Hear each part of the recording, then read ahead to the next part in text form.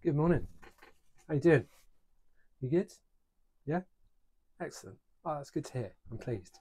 And the sun's out, finally, after a couple of weeks of rain, and I'm in my workshop on build day for this lovely Brother frame set, the MehTeh. You probably, hopefully, have seen the unboxing video I did of it, where I went through the frame, the fork, all of the little widgets and nubbins it's got on it, the design features that I particularly like. And today I'm going to build it up, and we've got a real kind of parts bin build to do, which is always nice. It's always nice to give components a new lease of life, stop them from just going to landfill or just sitting in a box in your house somewhere in your garage, just gathering dust. So it's great to find a new home for these components that have got plenty of life left in them, kind of repurpose and keep them going. Right, so here we are, prepping the frame. My dad is a tradesman, and throughout my life he's always made it clear that preparation is always key to getting the best result from what you're doing. And yeah, whether it's cutting a piece of wood and making sure that you've marked it all, measured it properly, painting something, making sure that everything's rubbed down, everything's clean. And the same goes for this process that I'm doing now, which is chasing the threads of the frame for the bottom bracket. So these big old handles here with these taps on thread into the frame, and they've got a sharp edge to them, and that cleans out the threads, make sure there's no excess paint on there, and make sure that when you go to thread the bottom bracket in, it goes in properly and cleanly, and you can get the required torque onto it. You're not getting any kind of false readings through any drag that's occurring from dirty threads in the frame, and it will stop the bottom bracket from creaking as the bike's being ridden. And the other thing that we do as part of this process is face the bottom bracket shell. And again, on a lot of bikes where you have press fit bottom brackets, this is a process that we don't always do or need to do. But on steel frames or metal frames where you have an external bearing bottom bracket, like the Shimano one I'm going to fit for these rotor cranks, you need to have the surface, the outside surface of the frame ready to accept the edge of the bottom bracket. And you can see that there's paint all the way around this, and that paint can be uneven, and if you thread the bottom bracket into that, you might find that the cups just aren't sitting quite square to the frame, and that can cause the cranks to bind. It will cause the bottom bracket bearings to wear prematurely. So once we've run the tap through, which is this, then we use the facing tool, which is another sort of blade, and that slots onto here. And then we use some cutting oil, cutting fluid, to stop the blades from going blunt. And then we just use a bit of force just to square off that surface. And all you do is just do it enough so that you can see a square surface, uniform edge appearing on there. And this isn't something you always see in a bike shop, and it's not something you probably consider doing if you're building a bike up yourself, but it's just one of those little things that does just make quite a big difference. And these tools, this park facing and chasing kit I've got, it's all modular. So I've got taps for T47 threaded bottom brackets, I've got taps for Italian bottom brackets. So it's kind of modular. You can use it on a number of different things, which is good because this is possibly one of the most expensive tools I own that is bike specific. The taps are eye-wateringly expensive, and yeah, I mean, these ones, which I've probably used the most, the British thread ones, They're, what are they, 11 years old? And I think maybe they're just starting to get a bit dull. But I'm really trying to hang on to them because, yeah, it's the best part of 200 quid for a set of new ones. But, you know, as I say, look after things, spend the money once. You shouldn't have to worry about it for a good while.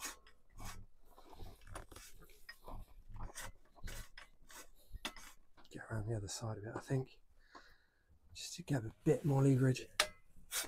And this is probably my only gripe with this park tool, is that it doesn't have a way of pulling the facing tool into the frame, so you kind of have to use your strength to do it, and it still gets the job done. But on some of the other facing tools, the cyclist one, you have a sprung section of the handle, and then you tighten the shaft through the frame and then just spin it round.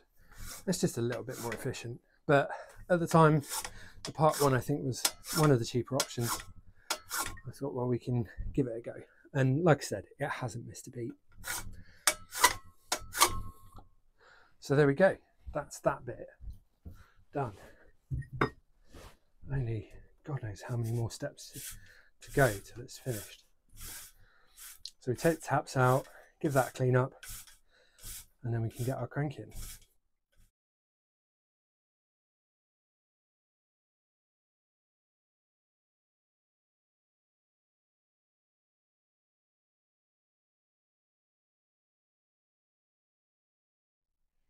So the next bit I do is to put the headset in.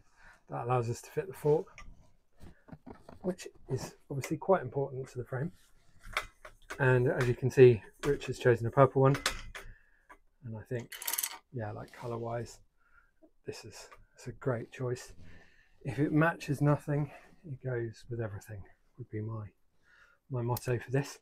The Hope headsets are available as individual top and bottom cups, so you can get the exact bits you need to fit the frame you have. As I said in the frame check that I did, this frame has a 44mm straight head tube, which means we can use a 0 stack 1/8" top headset cup and external cup with a 1.5" bearing to allow us to fit the tapered fork. So the headset press I use is a Park one.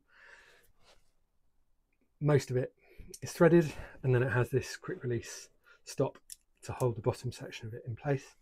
And then these presses from Hope mean that you don't fit the headset cup with the bearing and damage the bearing. You take the bearing out, use the press to hold the headset cup, and then I've prepared this with a little bit of anti-seize just to stop it from sticking in the frame. And then we use the quick release bottom section, get that tight-ish, and then just start spinning it up, all the time checking that the logo is straight, which always you second guess with. Always, always, always. Let's see how that. So we're probably looking in the middle of the B for brother to get that square. So let's bring that around a little bit. I reckon that's about right. So then hopefully I should just be able to pull this through into the frame.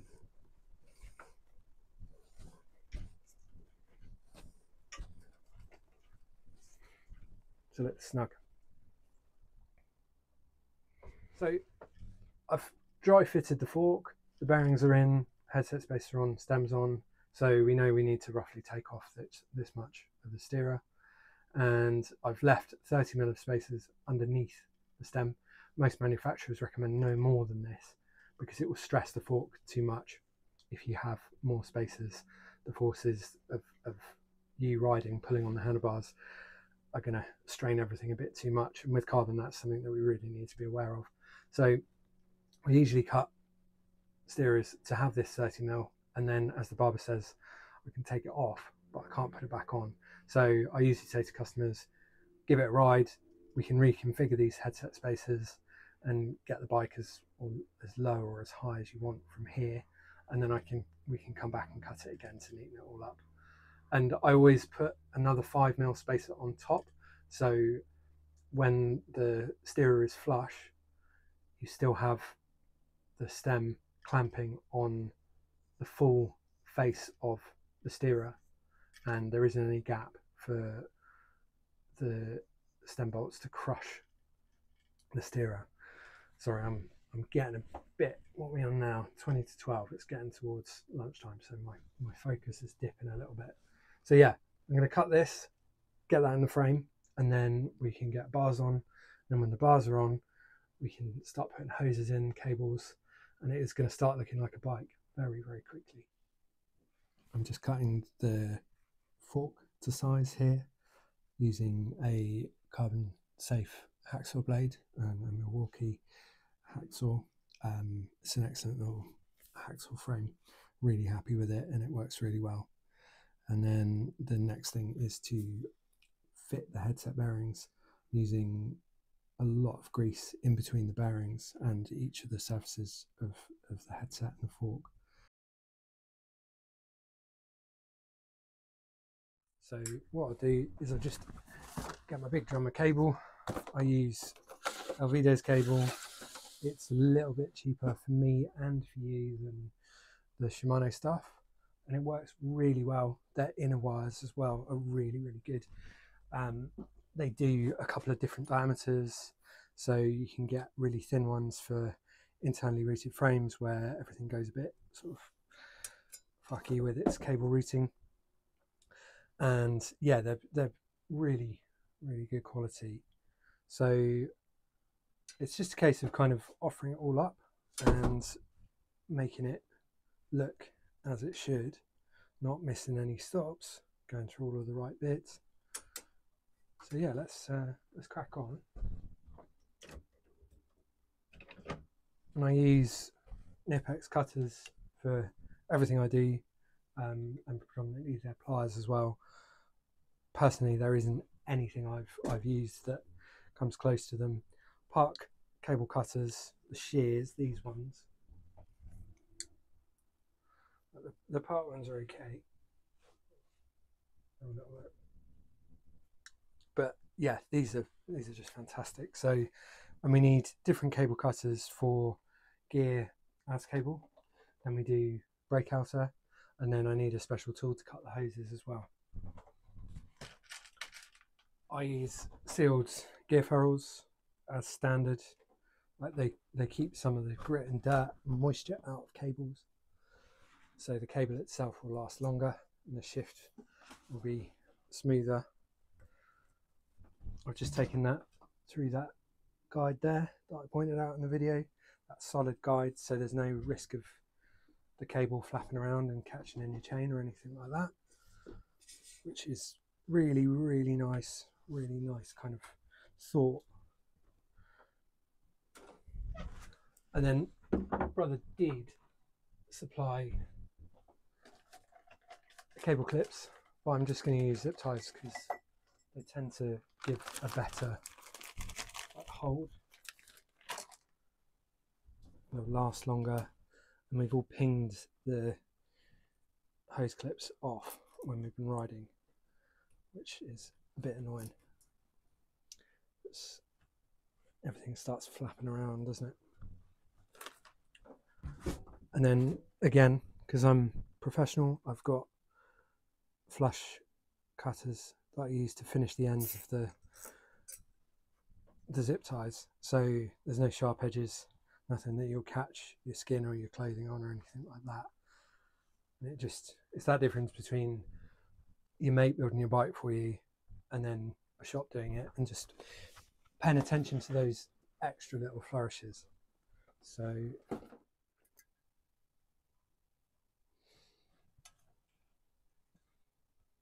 and I think again, that difference between you bashing a bike out, build or you know, your mate doing it for you who's built a couple of bikes, you can tell. And even in factory builds, you can tell when someone's actually taken the time to get all the cables the right length, all the hoses the right length, and it makes a big difference. And it's, you know, it's what you're paying me to do. You're paying me to take the care that maybe you don't have the time, the ability, the kind of wherewithal to do. And then, yeah, you get a nice finished result. And I always thought, you know, you're paying someone money. You don't want to do a half-assed job. You get someone in to paint your house. You want them to do a better job than you could do.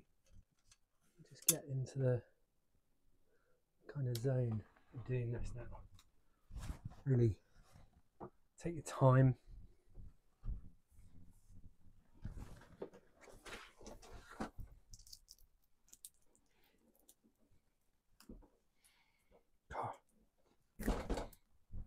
About a little tape there.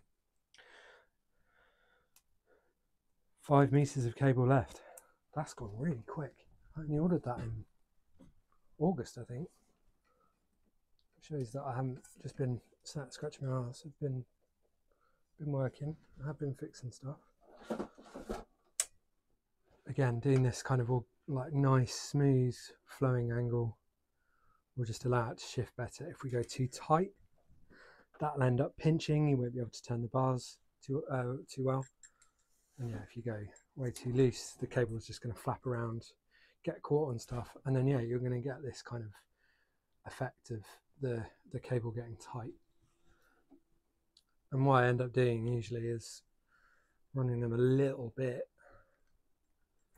loose, and then doing a kind of a second go on them once I've got the inners in, just to make sure everything is nice and neat. Nice thing with these shifters have come, as Shimano's usually do, with the cables pre-installed. Unfortunately, they're these shitty bronze coloured ones that have got this coating on them, which I really wish Shimano would ditch, because it causes more problems than it's trying to solve. It's got I think like a polymer coating on it, and what happens is that ends up fraying and then jamming up inside your levers, inside the cable, and doing that thing that I was saying about it. It stops the cable from moving lightly and smoothly. So yeah, Mrs. Shimano, just bin these off. Just use stainless steel. That's all we need. That's all I ask for. Let me use my pride and joy, my BSC cable pricker, titanium tip. Told you about that in the last video. And that just opens out the end of the cable if it's been squashed by the cutters. So the wire will pass through that nice and smoothly.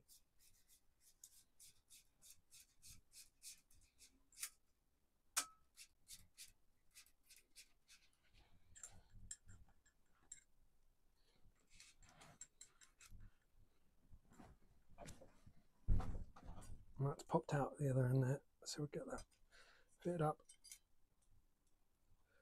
I used to always be a bit complacent when I was cabling stuff up and wouldn't notice if the outer had popped out.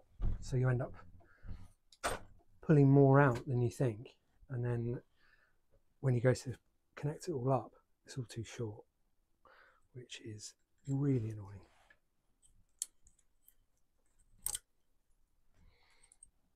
So that's too long there still, so I want to take a bit off that.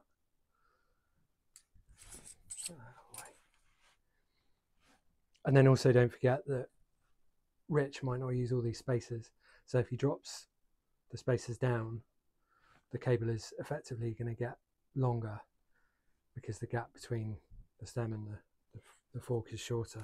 So the cables are never going to be any longer than this. And if anything, sometimes, yeah, on factory builds, on bike builds, you get on production bikes, the finish on production bikes, the cables will just be a preset length for all of the builds they do, and then you end up with shit loads of extra cable. I took about a foot off a Cannondale I did recently when I recabled it for someone the other day. And then the other thing we just do is make sure that the cable is long enough for the bars to fully lock without getting too tight. Talk about my dad again. The other thing he always told me was when you put a socket in, an electric socket, or if you hang a door, any of your flathead screws, they should all be at the same angle, whether that's 90 degrees vertical, 90 degrees horizontal. They should always all be the same, because if someone hasn't bothered doing that, then yeah, they don't care. And it's these little things, again, that I kind of judge other mechanics on, where people will just tape the cables and the hoses down underneath the bar tape, like bump, bump, bump. And over time, that'll mean that the cables can shift and move around more. So they'll squirm about under the bar tape, and that feels shocking in your hands. And then the other thing, which isn't so important now because we're on hydros, but if you fully wrap the tape, wrap the hoses and the cables, it stiffens up the cables and they don't flex as much. So you get a more responsive brake and shift at the lever. So I always do a full wrap. That's my kind of version of my dad and his flathead screws. I don't know what you do if you've got posi screws. I should probably ask him. And then, yeah, again, notice which cable wants to sit on top. On some shifters, the gear, I think with SRAM, the gear cable is a bit happier to be sat on top of the brake hose or cable. On these Shimanos, the brake wants to sit on the top. And let me just take that all the way along. Just double check that that's all sat nicely. There we go. I don't know who told me, but someone told me you should always have the front brake hose or cable ahead of all the other cables, and you should never have them like crossed over each other. So for example like that, because everything just gets tangled up. You want the cables to move independently of each other.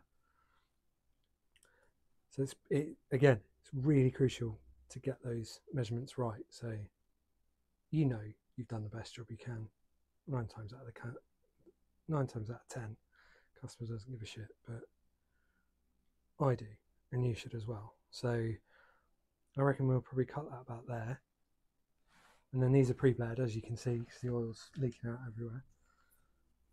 I've got my Shimano hose cutting tool, which is basically just a scalpel blade in a little kind of carrier thing, and it just means that you cut the hose square and neatly. You don't fray it or anything like that. And then we need to put a new insert in, so I need to find one of those. And this stuff works like push fit fittings on pipes in your house. So you put an insert in,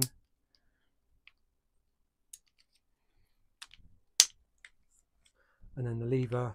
See if you can see that.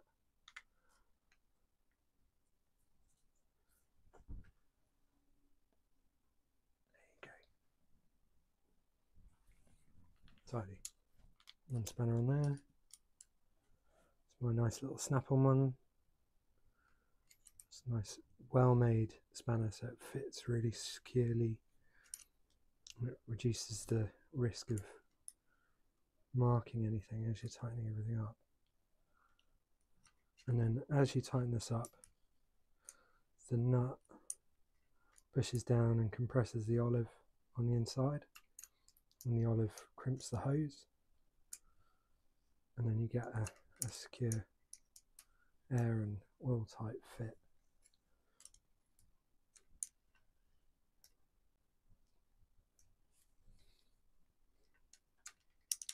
So yeah, if you're ever looking at a flash bike in a shop, or a build that someone's done and they're on bikepacking.com or Radavist or whatever, and the front brake hose is not at the front of all the other cables, you know they've done a bit of a shit job.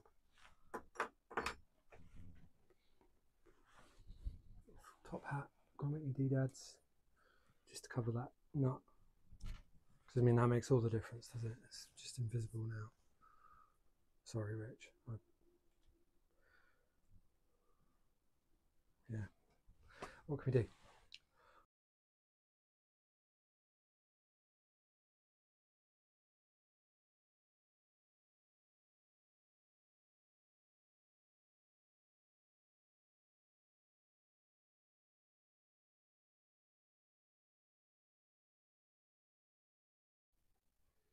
Right, the wheel's done, so the next bit is mud guards. And I've already gone ahead and fitted the rear, because again you don't need to see everything. What I'm doing, it's going to take forever. The guards I've gone for are the Kinesis ones. They're an aluminium blade. Really, really, really super solid, nice set of mud guards. And Kinesis, I mean, I've got a lot of history with Kinesis. I used to sell their bikes in my shop, and the guys upgrade pretty well. They're only up the road in Partridge Green, and these guards are just another thing that they've done really, really well. You can see they're called fend offs. Really, really nice profile, super solid. And then the rear one has traditional two sort of stays coming out of it, and then the front one comes with these single stays, so you don't have to go so like fucky with all of your stays being bent and stuff to avoid clearing disc brakes and all of that sort of thing. So they're nice and a little bit more simple. And as you saw, they come packed in paper, they don't come packed in plastic, which is great. And then also the nice thing they do is the little hang tab that you hang them up in the shop. It's got this cut line on it, because that ends up being your mud flaps. So you end up with a little bit more extra coverage there. And again, like less waste in the packaging. I think that's, you know, whoever thought of that, they must be pretty pleased with themselves to, yeah, have thought of this as an idea, because these little flaps do make a difference on the way mudguards work. And yeah, to end up with little to no waste in your packaging is brilliant. So we just cut those out.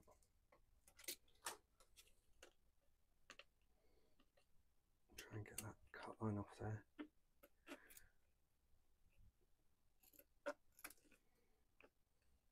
Again, just trying to be as neat as we can, and neater than you might be if you're doing this in a rush when you should be doing other stuff.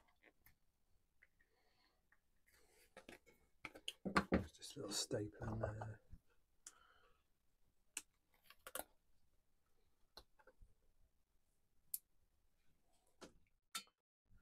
I've assembled the mud guard, got that little mud flap on, and now I need to fit it. And I'm just casting around trying to find the right size bolts to get it all set up. And yeah, I really enjoy fitting mud guards. It's something that, if you look at bikes in the street, it's a very fine line between them looking good and looking a bit shit. And I think they're I think modern opinion maybe has changed on them a little bit, but you know, they used to be considered a bit goony and like, not fast, ruin the lines of a bike. But I think if the frame has had some thought put into where the guards are going to sit, where the mounts are, that's part of the struggle. And then the other half is just having the patience to do it. And yeah, it doesn't take much, you know, it's a little bit of trial and error to get it looking right. But it's by no means impossible at all to get a nice finish. And then once they're on, like, I mean, honestly, who enjoys riding with wet feet and a wet bum? I mean, I don't. That's not why I want to go out on a bike. So yeah, they really do serve a purpose. And I think if you're not keen on doing it yourself, and yeah, it's something that you can pay someone to do. And I think, yeah, like maybe I'm in the minority of bike mechanics. Quite a few people I speak to, they don't enjoy it, they don't like doing it. But yeah, I can just kind of feel proud of what I can achieve with it. So yeah, there's that mount. Do I want to bend that? I think I might. I think I might want to bend it just a little bit. So the boss for the guard is up on here on my index finger, and you can see that the stay, if we keep it straight, is going to want to hit about here, which isn't quite good enough. And then if I pull this up, you're getting that curve there, and it's straining everything. I can feel the tension in that. So I reckon if I just give it a little bit of a bend, then that will get it to fit nicely. And all I do with that is just get the stays in my vise.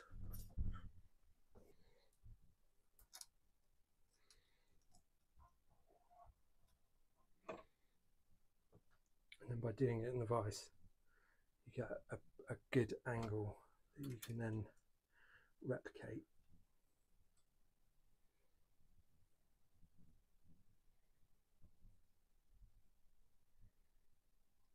So that they're symmetrical. So that, it's pretty good, I'd say. And then with these, not like the SKS ones, I can just fit these up and then chop the stay. I don't have to take the stay out again, which to fit the little kind of rubber protector, those ones, the ones on these Kinesis ones, just push on. So I'm setting up the gears here and just double checking all of that side of things. I've also wrapped a bit of cloth tape around the chainstay to reduce any damage to the frame from chain slap. And then I'm topping up the brakes with Shimano fluid just to make sure that they're all set, even though they're pre-bled. And then we're doing the bar tape, and this bar tape from BLB is an excellent tape, but it's quite tricky to wrap, so I'm having to do it a couple of times to make sure that it's absolutely perfect. There we go then, all built, ready to ride. So it's a Brother MehTeh, built by me at Hambridge Cycles, with a mixture of parts. We've got a GRX 2x11 group, a rotor crank with Praxis gravel rings, 48 deck 2. Sorry, I just had to remember there. Kinesis fend off mudguards, aluminium blades, stainless steel stays, not touch, coloured bead on the gear inner there. I started doing that. I quite like it. The wheels are Hope Fortis wheels. They're a 29-inch mountain bike wheel set. Reasonably sort of narrow by today's standards, but that's worked really well with these Vittoria tyres. They've come up at about 42 mil, and all we did with those was change the end caps to unboost them and redish the front wheel. And then this Brick Lane Bikes tape, woven tape, Thomson stem, Hope headset, Hope bearing cover. These are brand new actually, they've only just come out. See that up there? And then a Salitalia seat and a Thomson Elite post. So that's it, the whole bike built by me. Thanks for coming along for the journey. Maybe you'll see this bike out and about. I think it's pretty hard to miss. I'm going to put some photos up on Instagram. So yeah, that's me done for today. I'll catch you soon. Thanks for watching.